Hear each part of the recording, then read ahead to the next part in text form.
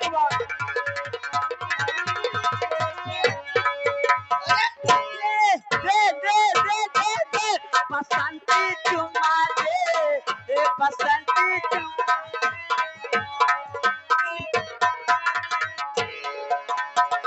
भाग जा पागल है ये चुमा देबू भाग जा ए मारब सारे पागल सारे वही 20 लाख तो कहां चुप बे पागल तई तोर खानदान पागल तोर बाप पागल अब पागल कहे भोर मार मारा भोसड़ी के कबे माई का समझाई ले मार भगा भाग गया है ये ना जूते जूता मारब हम मरबे तय मरबे चला हमरे साथे बियाह करा बियाह करबो भाग जा भगवती गांव ना खलाड़ी ने सातो नदिया पारवाल मोरे भैया आइले रे ना नदी मोरा भैया आइले रे ना नदी काबो रही बाबा दीदवा कइले रे चुमा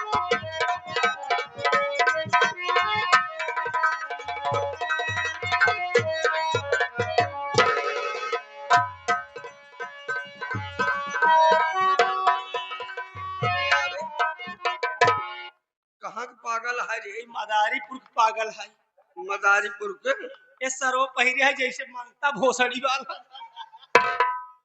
अरे जे हमहु के देखाई दे अरे राहुल बेटवा माई अरे तन तिलवा हाथ पगला के गांव गांव टहरत बरे नितिनवा है हां बोल जी ते हां माई बोल जी बहुत अच्छा मुकेश मिला बा हां माई ए भगवती गाड़ा बहुत अच्छा मुकेश मिला बा बेटवा अगर ई जियत रही तो हमारे जिंदगी में आफत आ सकत बता सकत माई एक आई सकत है ना बहलाए फुसलाए कोई काली माई के मंदिरिया पर लाई चलती है ओही लाई चल के एक मन पर परी चढ़ा जाते न रहे बास न बाजी बांसुरी ए पगला काले हमें साथे चल तो का चिंची खियाई चिजी खियाबू हाँ। चला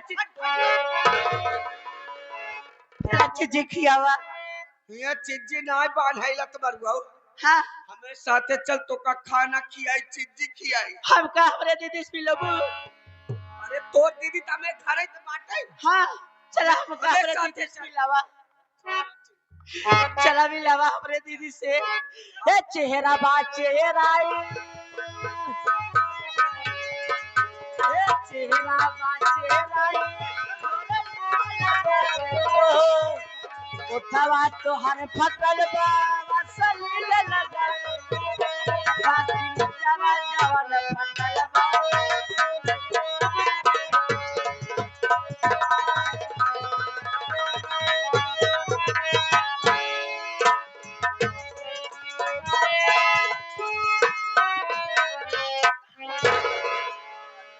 अरे बाप की दाढ़ी में भगवती का पूरा रास्ता रगड़ के बहा झसलत मार गया एक काली मावा तोहरे दरबार में पगले के लिए ही एक मरा बहुत जरूरी बा ई भगवती गाड़ा का तियत रही हमारे जिंदगी में आफत आ सकत ओइसे मावा हम वो भगवान भोलेनाथ के बहुत बड़ी भक्ति रही हमार गलती का कसूर माफ करू लेकिन एक मरा बहुत जरूरी बा जा तोरी बात का हिम्मत बनाओ बहुत अच्छा मोह के साथ कलावती भक्ति दुनिया के मिला न मरे न बातो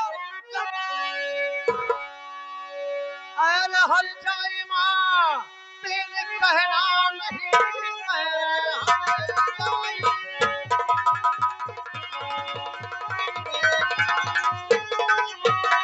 कहना नहीं जीने के दिन तुम्हारे नहीं बचा मौत बनकर तेरी पूछता है जवान मेरे घर में महाभारत कैसे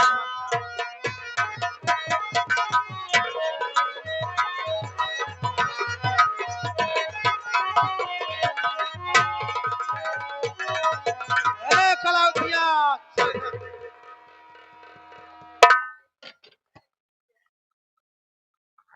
अरे बेटवा चमन कुमार ताई है रे कहाँ है हमका दे के तोरे पांव तले जमीन खिसक गई का अरे पाँव तारे जमीन ना खिसक गए ये बताओ बेटवा तो जेल से कब छूटे रे हम जेल से छूटे नहीं तोहार ममता हमका इतना सताए इतना सताए से हम कैसे जेल चलाए कुछ जान ही नहीं पाए।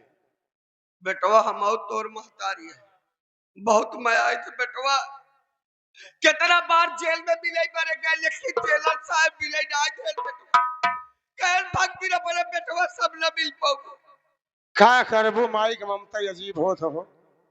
हमार माई कितना बार हमसे मिले बरे गई जेल में लेकिन जेलर साहब मिले नहीं दे। हमार माई हमका बहुत माना था। हमार माई हमका इतना माना था इतना माना जैसे बिलार मुंह से का मान नहीं मान मनोट बाद में होए। आज हम तो उसे 4 सवाल पूछे वही 4 सवाल के जवाब दे हमका। कहते पूछे चाहता रे पहला सवाल हमरे पत्नी आती की हत्या के केस हमका निर्दोष जेल के भेजे। पहला बताए दे तो दूसरा पूछे। ते हमसे पूछा था भगवती का वो हमसे पूछा था खैर हम सयान बड़ तू वहां जितना जानकारी तो होका बाई से का जन ही बोला।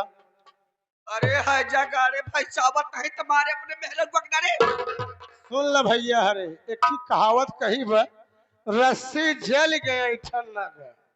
ये मौत के मुंह में खड़ी है तनिको डर भय लागत नहीं बा। रस्सी ऐठन मौत के मुका बोला तारे देर के बोले मत भाई के बूढ़ी आइट दे अपना तुम्हारे भाऊ भाई एक कहावत रामायण में कही बा जनता नहीं बिना न मानत जलधि जल गए 3 दिन बीत बोले राम सकोप तब भय बिन हो इन प्रीत।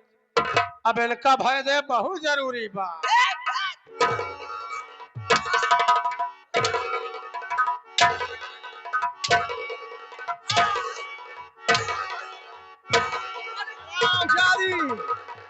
जुबान संभाल के बात कर वरना हलक में हाथ डालूंगा तेरी जीप खींचकर शिकारी कुत्ते में मार दूंगा।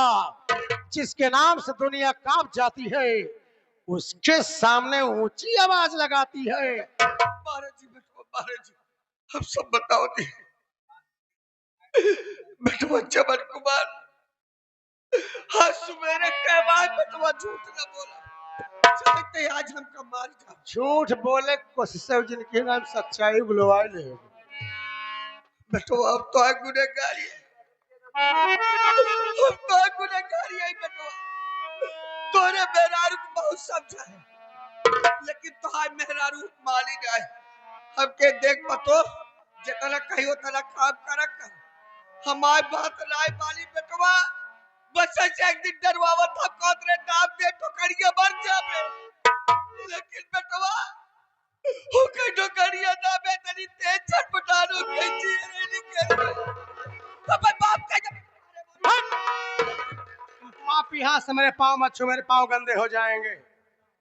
हमार मेहरारू कहे सुनम ना रही ओका समझावत रहे डरावत धमकावत रहे।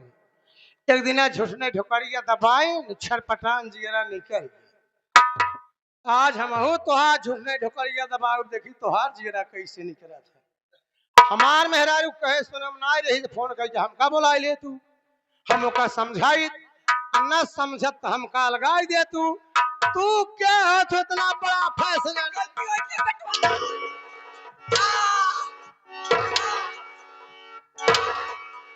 के उतना बड़ा फैसला ले वाली।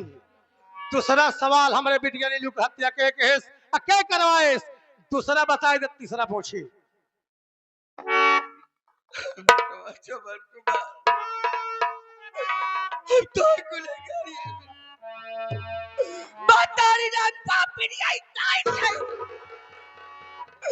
अपने अहंकार अपने घमंड में आई अपन हस्ता के परिवार गुनहगारी आई बेटवा तोरे बिटिया का हत्या बहन करवाऊ है इतना अहंकार घमंड बस के तोहरे दिल में कि अपने ही हाथ है अपना ही घर जलावे शुरू कर दी बाप क्या पड़ गई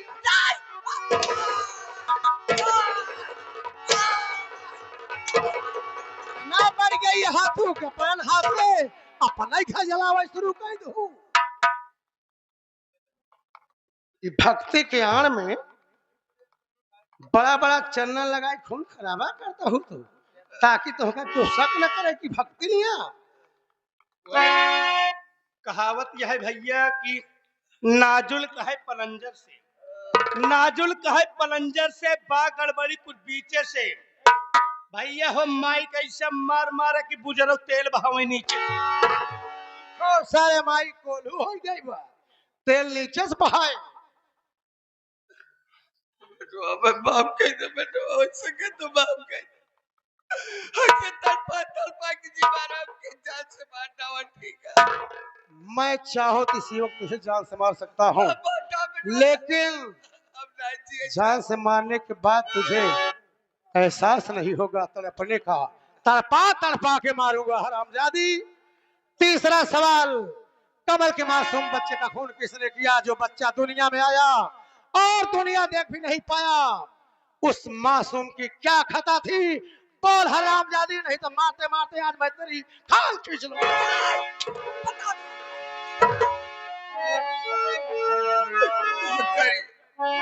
इतना गांव देश मोर इज्जत बात सब बात कहा जाने कहा से बियाह कह के आए। सबके बेटवाई मेहरारू भगाई दे, लेकिन हमारे को बात ना माने। मेहरारू को आगे कह के आपका लाते लाते बर्बाद। दुनिया अपने मन पसंद के शादी करत बा।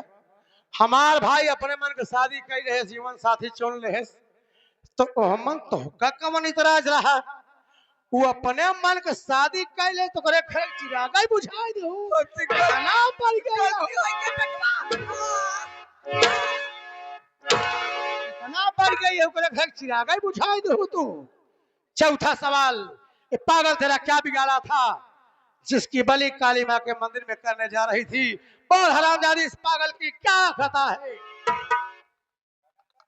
हे पागल, हे पागल क्यों गैर ना हो? हे पागल, हे पागल पर कितना लड़का जीती है। हे भगवान, अभी बेटी की चिता की आग ठंडी नहीं हुई और तू हरामजादी मेरे कुल का दीपक बुझाने चली थी। जी में तो आता है कि तुझे जलती हुई आग में जिंदा छोड़ दूं। लेकिन याद रख हरामजादी, आज तेरे कारण मेरा बेटा नितिन कुमार पागल हो गया है। मैं माँ काली से पूजा आराधना करने चल रहा हूँ। अगर मेरा बेटा ठीक हो गया तो समझ ले तू बच गई, नहीं तो तुझे जिंदा ही जमीन में दफन कर दूंगा। हे जगत जननी, तू जग की पालनहार हो माँ, सबकी सुनती हो, मेरी भी सुन ले माँ। बचपन से लेकर आज तक मैं तेरी पूजा आराधना करता आया हूँ कि तेरा सेवक तुमसे कभी कुछ नहीं मांगा माँ, कुछ नहीं मांगा। लेकिन आज अपने बेटे के लिए तुमसे राम की भीख मांग रहा हूँ माँ। मेरे बेटे नितिन कुमार का पागलपन ठीक कर दो। इसके बदले में चाहे तो मेरी जान ले ले माँ, क्योंकि बेटे के सिवा इस दुनिया में अब मेरा कोई नहीं है। माँ काली, माँ।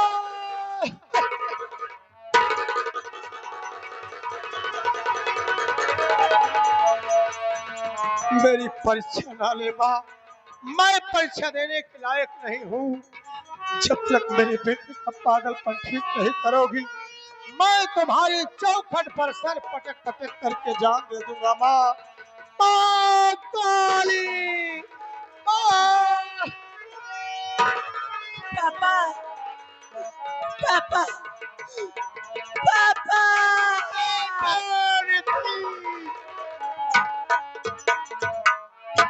लेकिन पापा, आप तो मिल गए, मेरी दीदी नहीं दिखाई दे रही है। मेरी दीदी कहाँ है? उससे मेरी दीदी से मिला दो पापा, मिला दो। कहाँ है मेरी दीदी? बेटा नितिन, अब बहुत देर हो चुकी है रे, क्या पापा? बहुत देर हो चुकी है। तेरी दीदी हम सबको छोड़कर इतनी दूर चली गई मुन्ना, इतनी दूर चली गई जहाँ से वापस अब कभी नहीं आएगी। उसे भूल जा मेरे लाल, उसे भूल जा। क्या पापा, मेरी दीदी नहीं मिलेगी, लेकिन मेरे चाचा जी कहाँ पे हैं? मुझे चाचा से मिला दो पापा। बेटा नितिन, तेरे चाचा मेरे साथ हैं, ये सामने खड़े हैं, अपने चाचा से मुलाकात कर लो। चाचा चाचा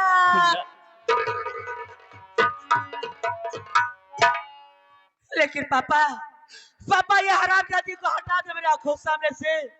ये मुझे दर दर की ठोकर खिलाया है पापा। मेरे आंखों से हटा दो, चाहिए इसकी चाल ले लूंगा। बेटा नितिन, इसे मारने से कोई फायदा नहीं है, ये अपने कर्मों की सजा पा चुकी है, इसे मारने से कोई फायदा नहीं है। आज का ताजा समाचार। अबे पेपर वाले, शोर मत मचाबे, नहीं तो सीने पे नाल लगाऊंगा और टाइगर दबा दूंगा, तेरा राम नाम सत्य हो जाएगा बे। तो बता, तेरे पेपर में माता जिले की खबर है?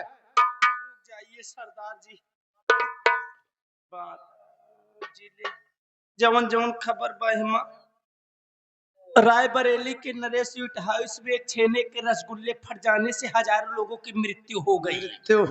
मर जाने वाले को सरकारी अस्पताल में भर्ती करा दिया गया है, घायल हो जाने वाले को कब्र खोद कर दफना दिया गया। दफना? मर जाने वाले अस्पताल में है, जो बचने वाले थे कब्रिस्तान में है। कश्मीर के कुछ इलाकों में ज्यादा गर्मी पड़ जाने से वहां की मुर्गियां सारी उबले उबले अंडे देने लगी। तो जिला प्रयागराज ग्राम सभा मदारीपुर मंगता बस्ती में एक बकरा दूध देते हुए पकड़ा गया। वहां की सारी बकरियां जिला कचहरी में धरना दिए हुए हैं। बकरियों का कहना है कृपया बकरे के पेट से दूध की थैली निकाल ली जाए। बकरे के पेट से दूध की थैली निकाल ले जाए और उनके पेट में फिट करा दो। साले बकवास की खबर मत पढ़, समय बहुत कम है, मेन न्यूज पर आ। या सरदार जी यह ऊपर यह बादा जिले के जेल में एक नंदनी नाम की औरत बंद है। उसकी फांसी सुबह 7:30 बजे होगी। कोई मिलना चाहता है, कोई मिलना चाहती है, आके मिल सकता है और मिल सकती है। सरदार जी ला पेपर पैसा दा हम चली। कितना पैसा हुआ तेरा? 12 आना 75 पैसा। 12 आने लेगा कि 75 पैसे लेगा? दोनों चाहिए तो ले बेटा, दे रहा हूँ। सरदार जी हम मेम्मा के को कैप्सूल न बर्दाश्त कर नहीं बर्दाश्त कर पाएगा तो दफा हो जावे, नहीं तो बेमौत मारा जाएगा। अबे भाग चले यहाँ से। भैया, जिस नंदनी की फांसी होने वाली है वो नंदनी कोई और नहीं भैया, मेरी पत्नी है। मैं आपके आगे हाथ जोड़ता हूँ, चलकर बचा लीजिए भैया उसे। क्या कहा मुन्ना कमल? नंदनी तेरी पत्नी है? हाँ भैया। अगर ऐसी बात है मुन्ना, तभी तेरा बड़ा भाई चमन कुमार जिंदा है। मेरे रहते हुए बहू की फांसी नहीं होने पाएगी। किसी भी हालत में बहू को मैं बचाऊंगा मुन्ना, मैं बचाऊंगा। अरे कलाउतिया, चल इधर। तुझे मेरे साथ अदालत चलना होगा। अदालत में चल के अपने किए हुए हर जुर्म को कबूल करना होगा। यदि ऐसा ना किया तो भरी अदालत में मैं तुझे गोली मारूंगा। लिया चला बेटवा अदालत, हम आप पर पूरा गुनाह कबूल कर लिया। चल मेरे साथ।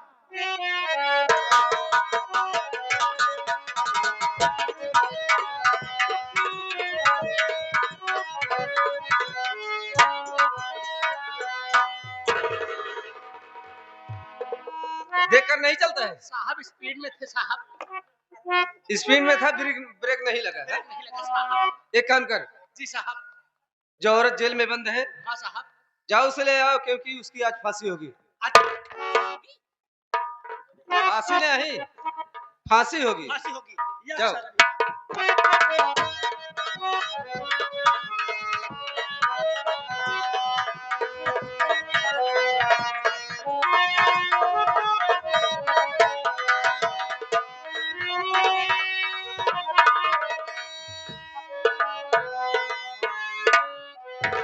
साहब मुलजिमा को लाया साहब। मुलजिमा के हाथ से हथकड़ी खोल दो। ठीक है साहब।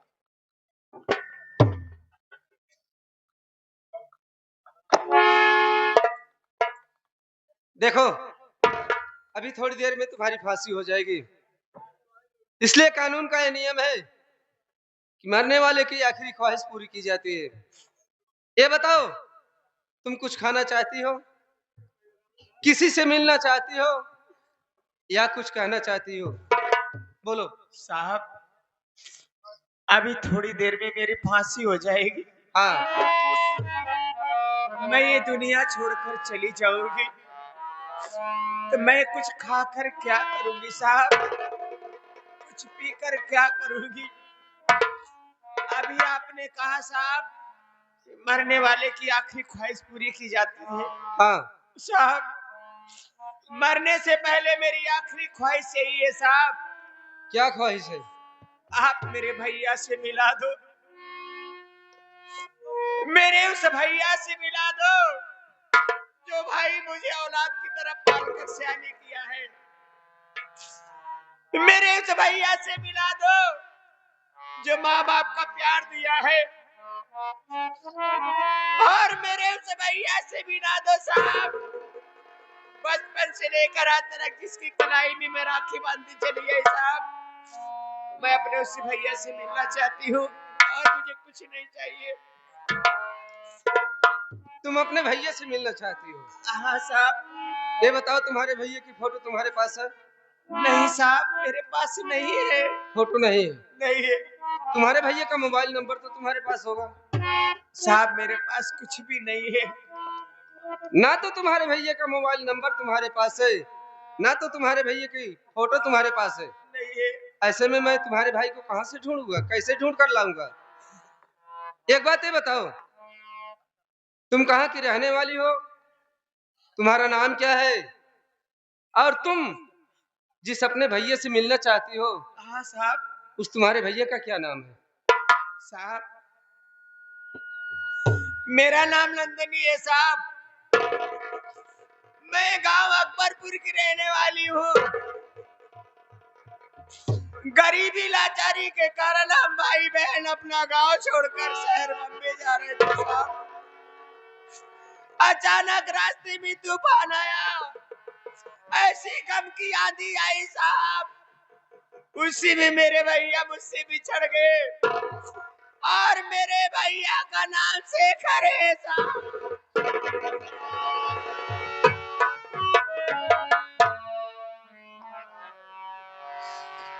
या भगवान, ये मैं क्या सुन रहा हूँ मालिक, कि जो बहन जेल में बंद थी, जिसे मैं सुबह शाम देखता था, मेरी आंखें धोखा खा गई, मैं अपनी बहन को नहीं पहचान सका।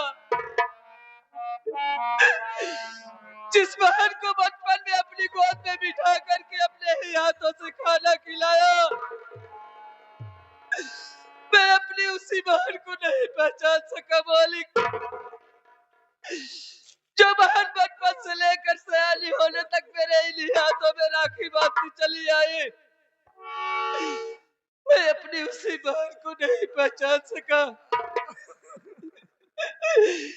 हे भगवान, ये दिन देखने से पहले मेरी बात क्यों नहीं हो गई?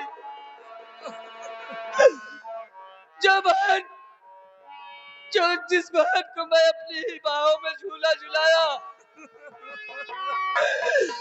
आज आज उसी बहन के गले में फांसी का फंदा अपने इन्हीं हाथों से पहनाऊंगा। जिस बहन की शादी की तमन्ना लिए अपने दिल में बैठा था कि एक दिन मेरी बहन की शादी होगी, मेरे दरवाजे बारात आएगी, मैं अपनी बहन को डोली में बिठाकर उसकी डोली अपने कंधे से लगाकर उसे उसके ससुराल तक पहुंचाऊंगा। आज मैं उसी बहन को अपनी इन्हीं आंखों से फांसी के फंदे से झूलते देखूंगा। या मालिक, आज मेरी बहन मिली तो ऐसे मोड़ पर मिली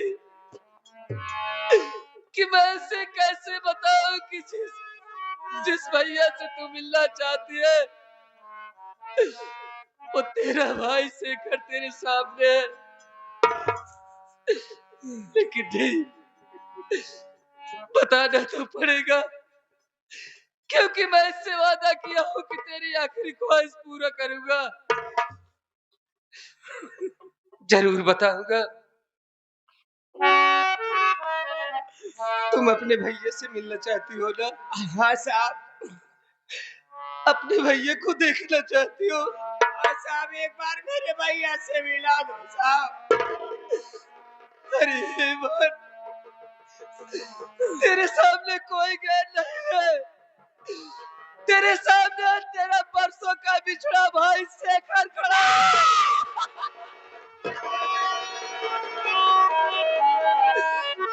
हे बहन,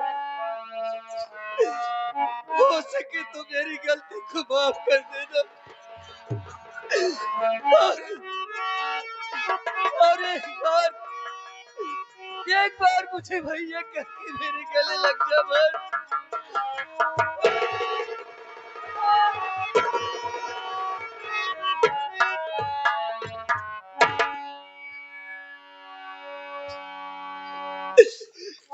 भैया, भैया मुझे बचा लो, भैया मुझे बचा लो, मैं मरना नहीं चाहती हूँ, मैं निर्दोष हूँ भैया, मैंने कोई जुर्म नहीं किया, कोई खून नहीं किया, भैया मुझे बचा लो।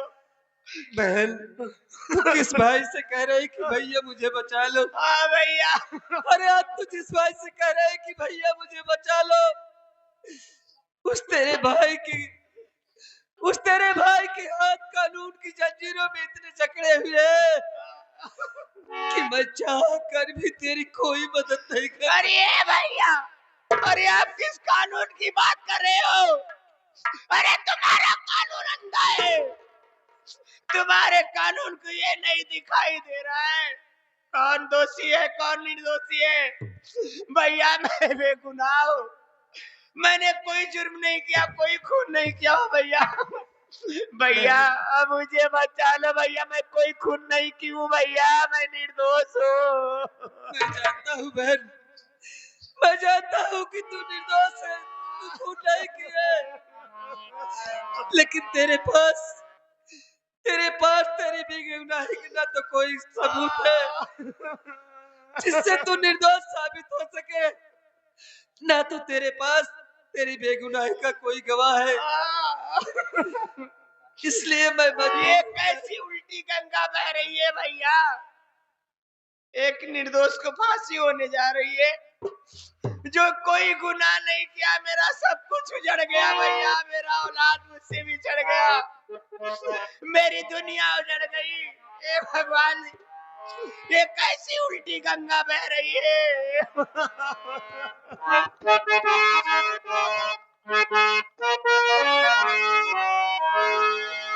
पूरी उल्टी बहे गंगा जमुना की धारा, उल्टी बहे गंगा जमुना की धारा, न सूझे किनारा कि आज मेरा कोई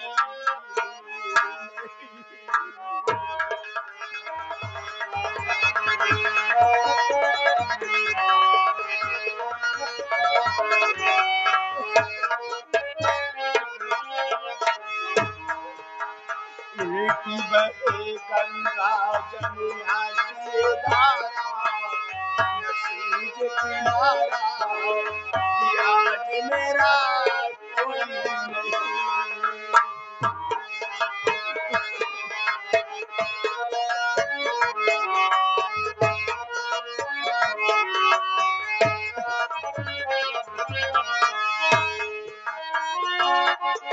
न्याय रो रहा है, अन्याय हंस रहा है,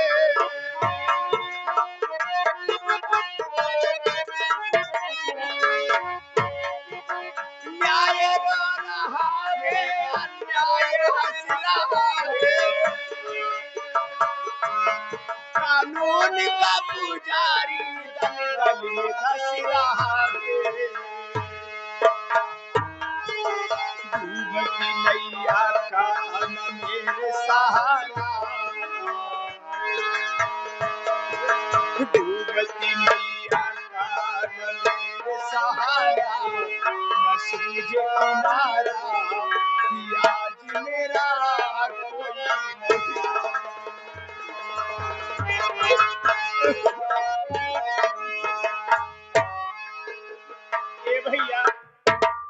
बोलो बहन। मेरे पास कोई सबूत कोई गवाह नहीं भैया, आज मेरी फांसी हो जाएगी भैया।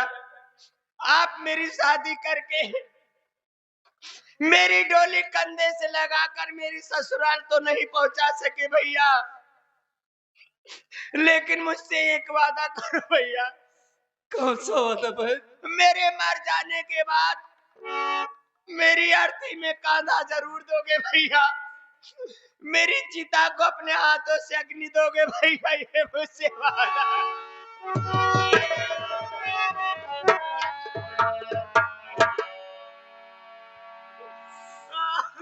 हाँ बहन, मैं तुझसे वादा कर रहा हूँ बहन कि तेरे मर जाने के बाद तेरी लाश को लावारिस में नहीं जलाने दूंगा, तेरी चिता को आग में दूंगा बहन, तेरी लाश को अपने हाथों से मैं जलाऊंगा। चल बहन, फांसी का समय हो गया। जाने अनजाने में जो कुछ मुझसे भूल हो गई भैया, इस अभागन मन को क्षमा करना भैया। आज के बाद ये तुम्हारी अभागन बहन तुमसे कभी नहीं मिलेगी भैया, कभी नहीं मिलेगी। चौकीदार, बहन के गले में फांसी का फंदा डाल दो।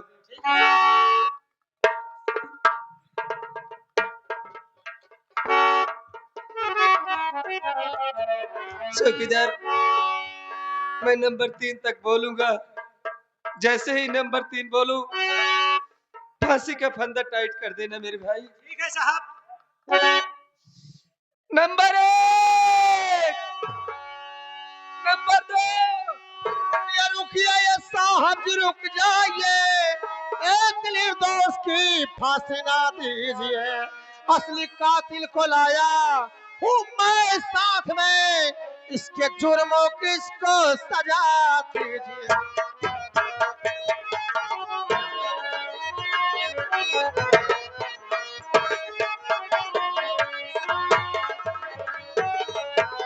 साहब, जिस मासूम बच्चे के खून के जुर्म में इसकी फांसी होने जा रही है, ये बेचारी तो बिल्कुल निर्दोष है, असली कातिल कोई और है जिसे मैं जानता हूँ। अरे वाह डाकू सुल्तान सिंह, सुना था मगर आज देख भी लिया। तुम बहादुर हो।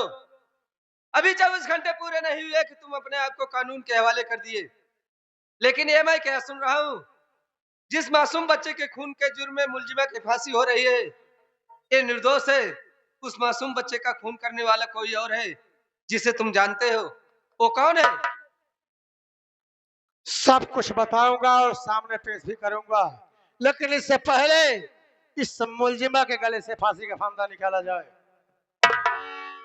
ठीक है चौकीदार, बहन के गले से फांसी का फंदा निकाल दो। ठीक है साहब।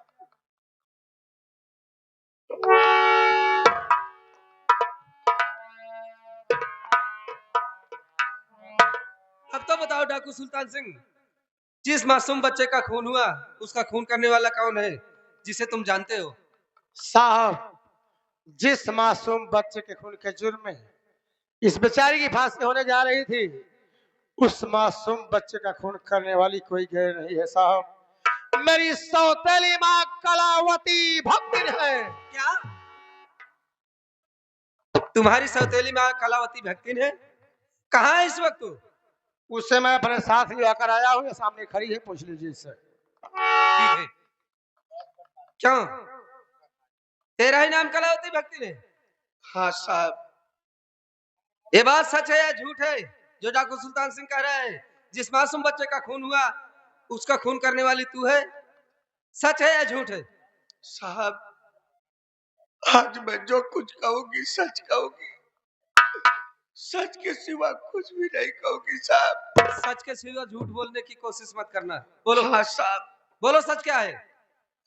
हमने गुनाह किया है, मैं गुनहगार हूँ साहब, हत्यारा हूँ, पापी हूँ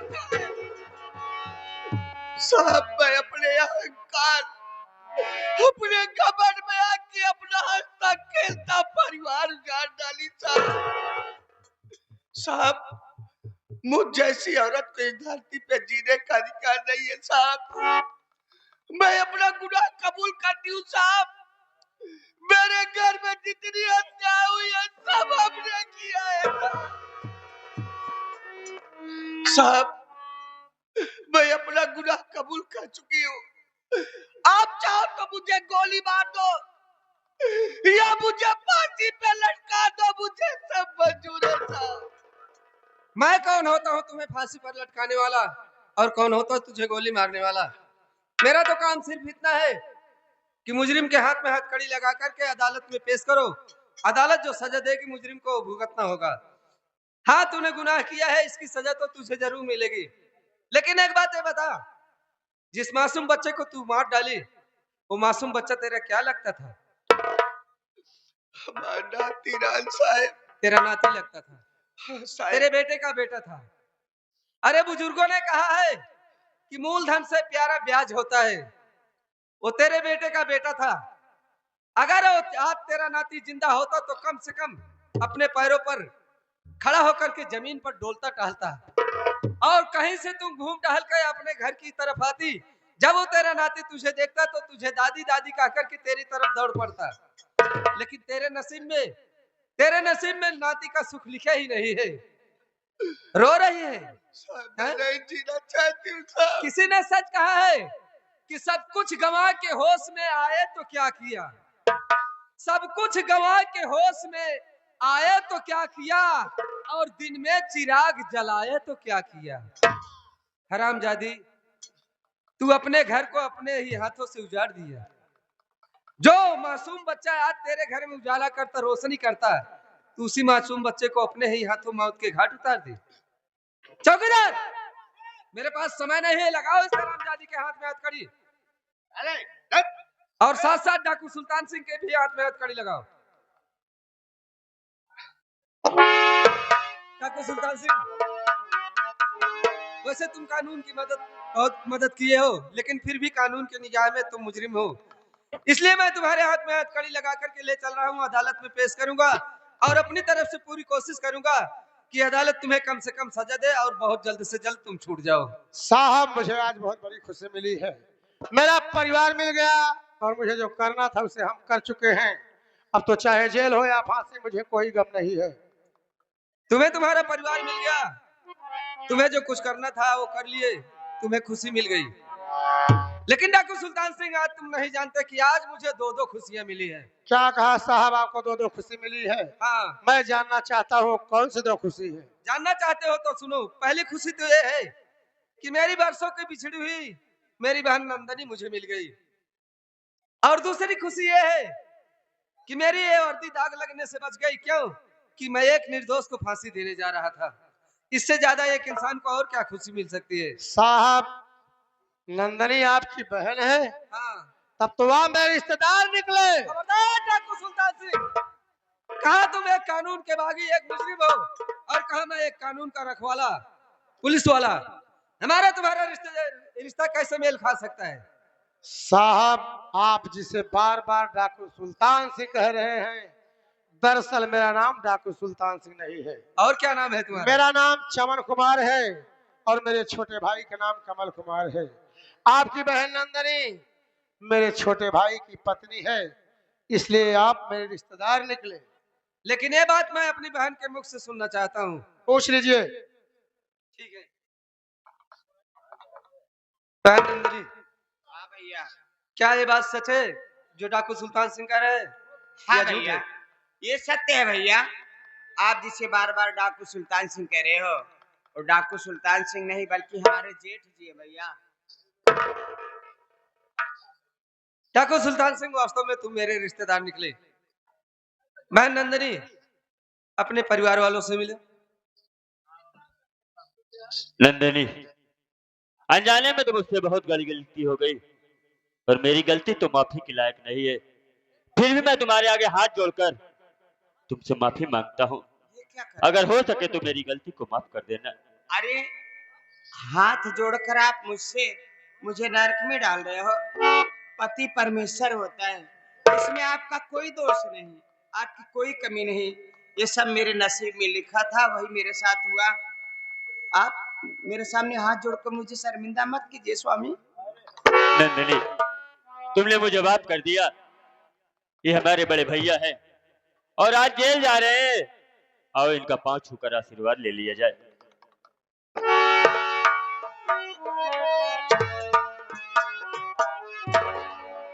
बहुनंदनी भाई कमल, आज हम तुम दोनों को आशीर्वाद देते हैं।